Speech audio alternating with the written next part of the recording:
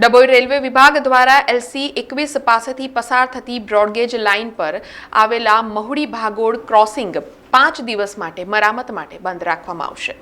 ડભોઈ મહુડી ભાગોળ railway crossing 5 દિવસ બંધ રહેશે।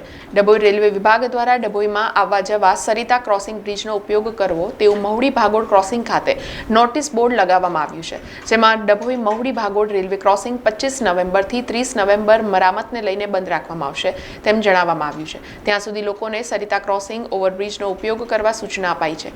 મળતી માહિતી મુજબ ડભોઈ રેલવે વિભાગ દ્વારા LC-21 પાસેથી પસાર થતી બ્રોડગેજ લાઇન પર આવેલા મહુડી ભાગોળ ક્રોસિંગ 5 દિવસ મરામત માટે બંધ રાખવામાં આવશે।